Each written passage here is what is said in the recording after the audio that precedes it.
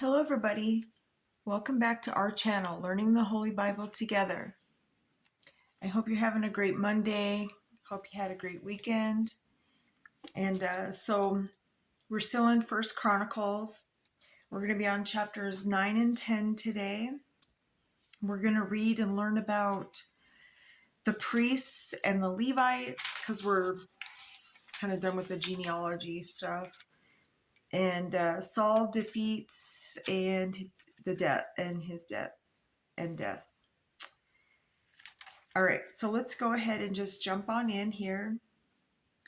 So, First Chronicles chapters 9. So all Israel were reckoned by genealogies, and behold, they were written in the book of the kings of Israel and Judah, who were carried away to Babylon for their transgression. Now the first inhabitants that dwelt in their possessions in their cities were the Israelites, the priests, the Levites, and the Nethinims.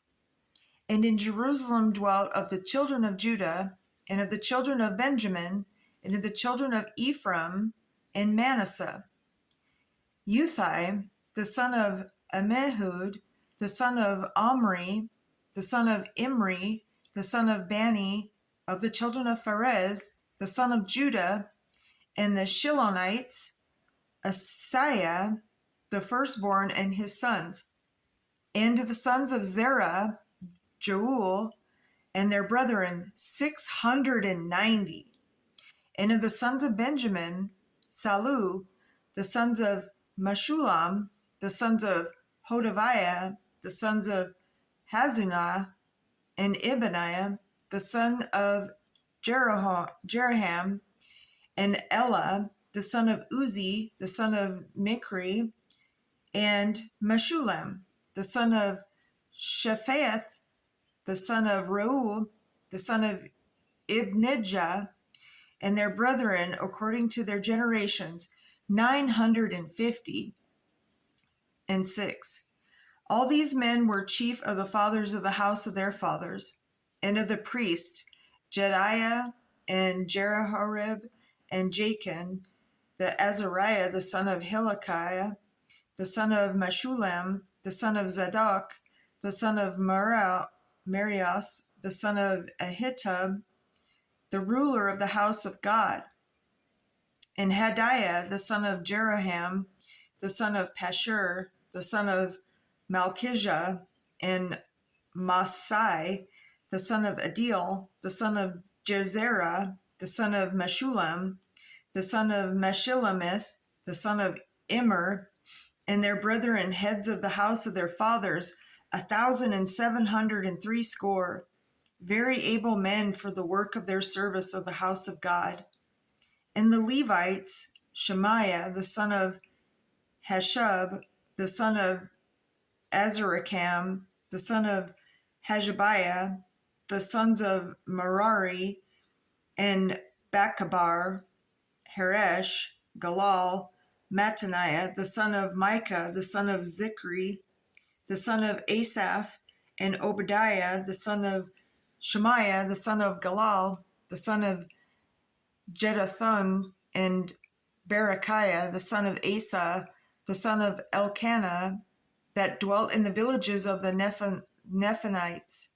And porters were Shalom, and Achab, and Telmon, and Ahiman, and their brethren.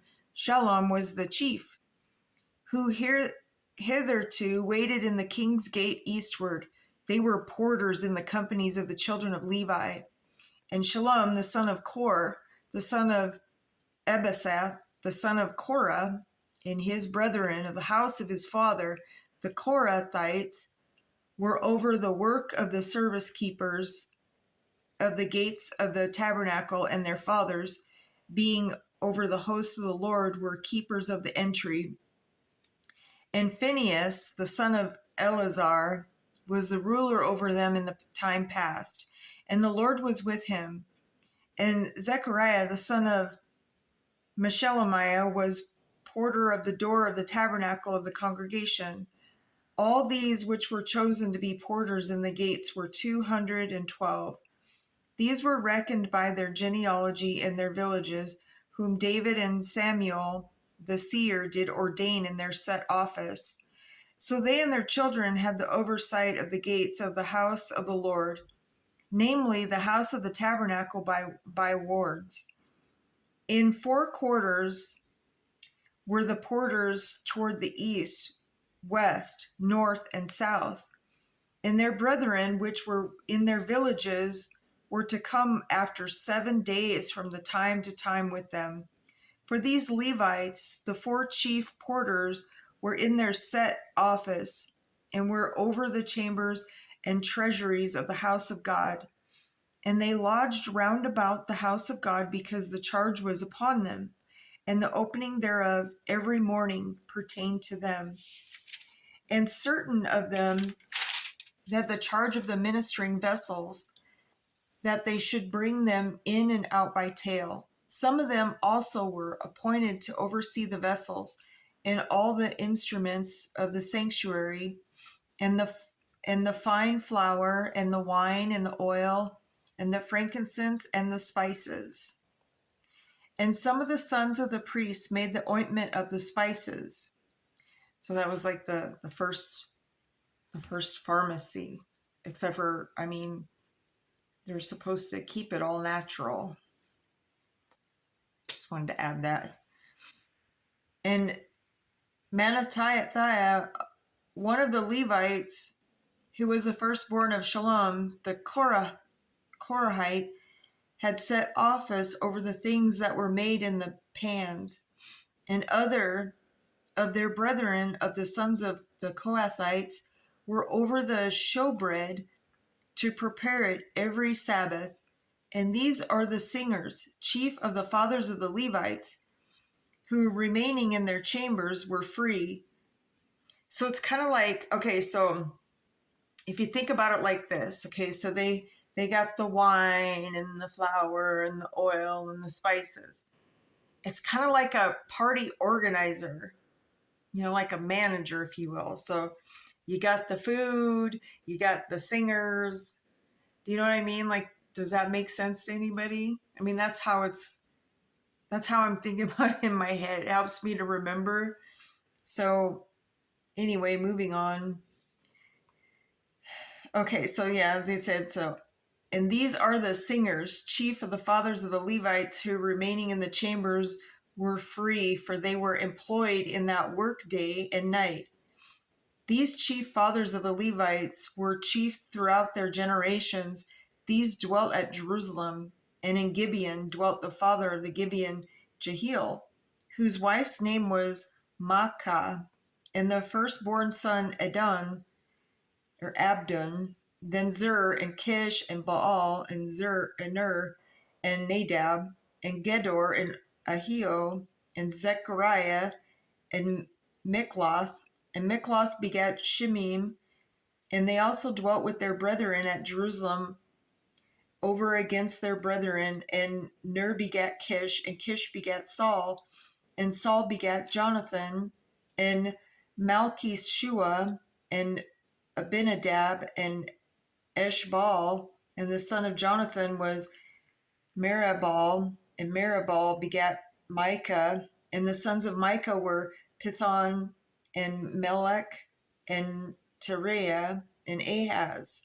And Ahaz begat Jarah, and Jarah begat Alameth, and Asmaveth, and Zimri. And Zimri begat Moza, and Moza begat Beniah, and Raphiah his son, Elisha his son, Azel his son. And Azel had 6 sons, whose names are these: Azarikam, Bokeru, and Ishmael, Shariam, Obadiah, and Hanan. These were the sons of Azel. All right, let's jump into 10. Now the Philistines fought against Israel, and the men of Israel fled from before the Philistines, and fell down slain in Mount Gilboa. And the Philistines followed hard after Saul and after his sons. And the Philistines slew Jonathan, and Abinadab, and Malchishua, the sons of Saul. And the battle went sore against Saul, and the archers hit him, and he was wounded of the archers.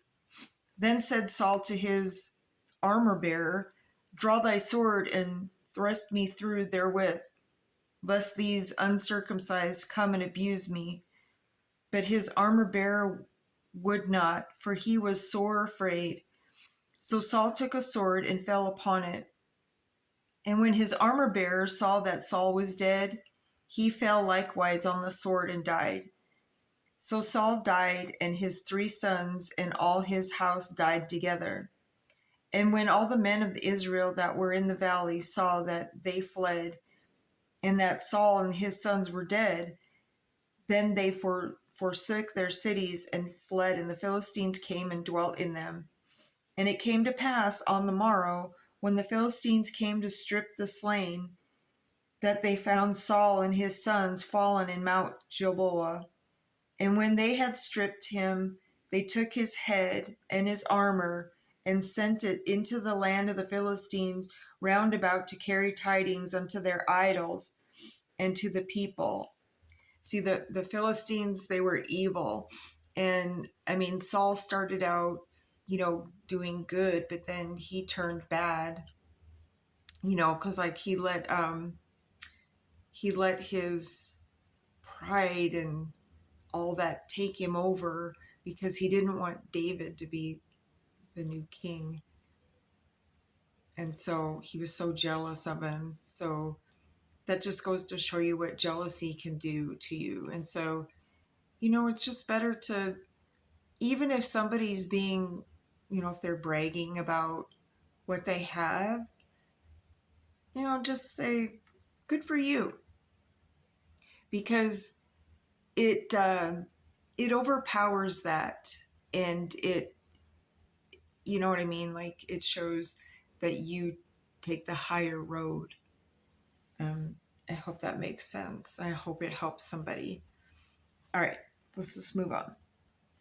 And so when they put his armor in the house of their demon gods, see, and fastened his head in the temple of Dagon. And when all Jabesh Gilead heard all the Philistines had done to Saul, they arose, all the valiant men, and took away the body of Saul and the bodies of his sons, and brought them to Jabesh, and buried their bones under the oak in Jabesh, and fasted 7 days. So Saul died for his transgression. So even though Saul, even though he went bad, he was still very loved in God's and Heavenly Father's eyes. So it just goes to show you, he knows we're not perfect.